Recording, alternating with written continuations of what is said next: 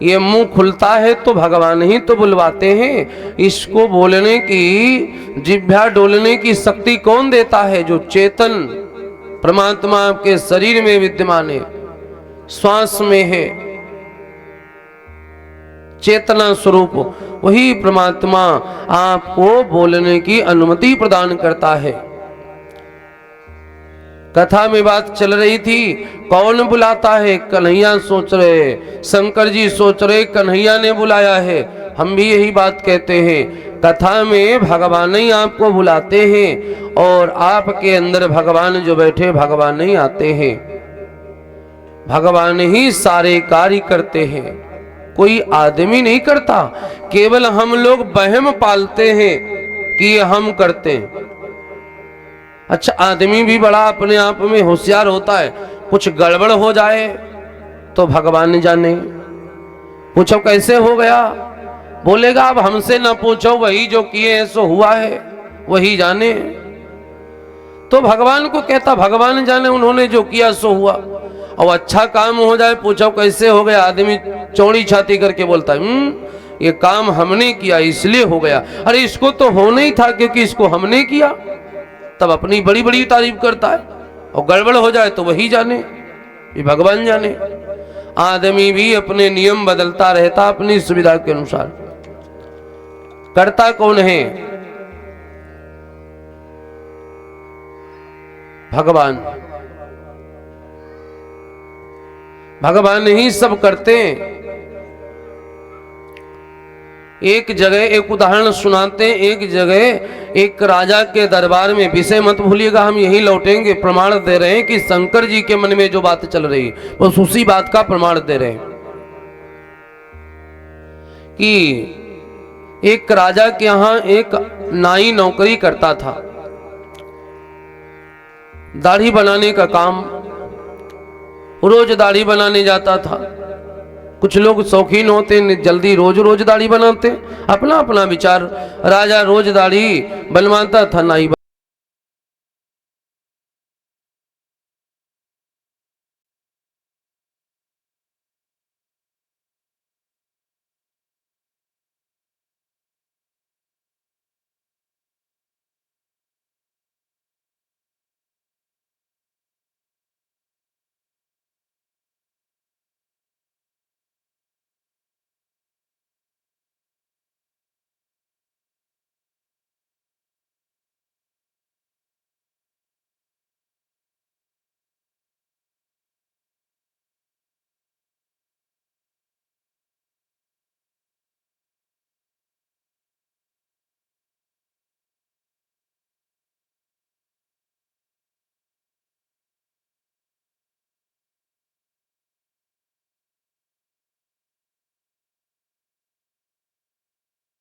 भक्ति में आ गए।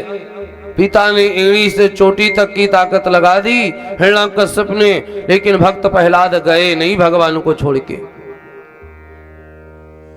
उत्तानपाद ने अपने बड़े पुत्र ध्रुव जी से कह दिया, गोद से उतार दिया, और माता ने बता दिया कि गोद के लिए क्यों रोते हो, रोते भी हो तो संसार की गोद के लिए क्यों रोते हो, गोद में बैठाना है तो परमात्मा की गोद में बैठने के लिए विचार करो, उसके लिए संघर्ष करो। माता गुरु बन गई। माता ने, प्रथम गुरु तो माता होती है, माता प्रथम गुरु बन करके उपदेश दे दी ध्रुव जी को कि उस परमात्मा की गोद में बैठो, वहां बैठोगे तो कोई उतारेगा नहीं। बाल अवस्था के ध्रुव जी बात हृदय में घर कर गई और चल दिए। राजा को पता चला, राजा ने सैनिक भेजे, पहले बोले 4 गांव दे देंगे, बालक से बता दो लौट आवे। भागवत में कथा है, ध्रुव जी नहीं लौटे। फिर और आगे बढ़े, राजा ने फिर संदेश भेजा कि बता दो लौट आवे, 50 गांव दे देंगे। ध्रुव जी नहीं लौटे। फिर राजा ने संदेश भेजा, बता दो आधा राज्य दे देंगे, लौट आवे। ध्रुव जी ने कहा तो बिल्कुल नहीं लौटेंगे। क्यों? ध्रुव जी ने सोचा कि बताओ, जब संसार का आश्रय ले रहे थे तो गोद से उतार दिए गए, परमात्मा भी मिले नहीं, केवल उनके नाम से चले हैं। परमात्मा अभी मिले नहीं है, उनके नाम से हम चले हैं। और हमें 4 गांव मिल रहे थे, फिर 50 मिल रहे थे, अब आधा राज्य मिल रहा है। अभी भगवान नहीं मिले, केवल उनके नाम से चले हैं, आधा राज्य मिल रहा है। अगर भगवान मिल जाए तो फिर क्या क्या मिलेगा? नहीं लौटे। जो भगवान का हो गया उसे कोई लौटा नहीं सकता। लेकिन भगवान का होना भी आसान नहीं है।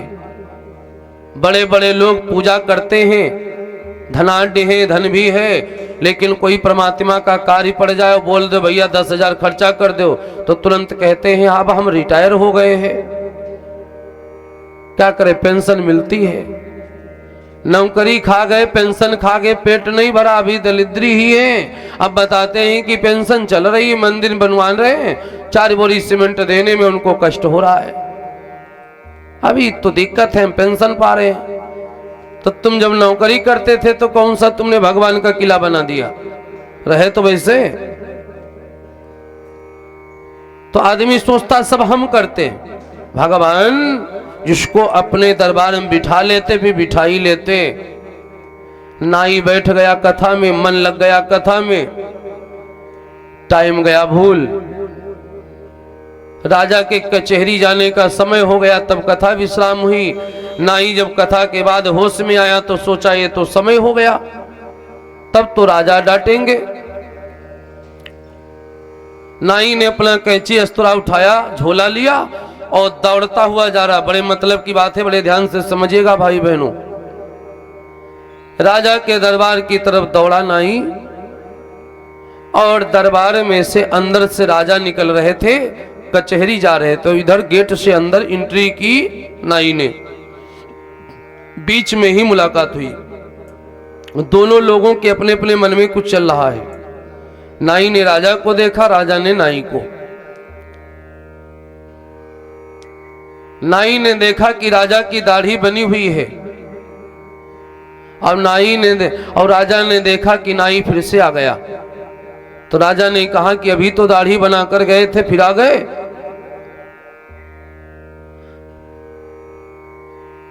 अभी तो दाढ़ी बनाकर गए थे, फिर दोबारा आ गए।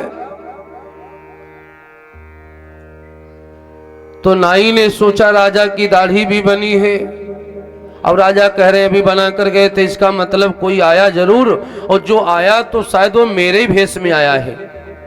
तभी राजा कह रहे हैं कि अभी आए थे, बनाकर गए थे, तो फिर क्यों आए? तो मेरे भेष में आज तक कोई नहीं आया, तो आज ही कौन आता जो मेरी ड्यूटी करता? नाई का ध्यान, जिस बात पर हम लोगों का पूरा जीवन ध्यान नहीं जाता है, उसी बात पे नाई का सीधे ध्यान चला गया कि जब आज तक किसी ने हमारी ड्यूटी नहीं की, तो आज कौन आया मेरी ड्यूटी करने? इसका मतलब जिनकी हम कथा सुन रहे थे वो हमारी ड्यूटी बजा रहे थे। बोलिए सच्चिदानंद भगवान की जय। जिनकी ड्यूटी कर रहे थे वही हमारी नौकरी कर गए। नाई ने सोचा बताओ, संसार की सेवा की, जीवन गुजार दिया, राजा की सेवा में गुजारा। राजा से कह दे 2 मिनट आप हमारे काम से चले चलो, राजा नहीं जाएंगे। और भगवान की 2 मिनट कथा क्या सुन ली, 10 मिनट भगवान हमारे लिए नाई बन गए। जो आदमी सोचता है कि सब हम करते हैं, ये उसकी सबसे बड़ी भूल है। आप नहीं करते हैं, आप के करने से कुछ नहीं होता है, होता भगवान के करने से है। आप कथा सुन रहे हैं, कोई आदमी सोचता है कि अगर हम कथा सुनेंगे तो हमारा काम कौन करेगा?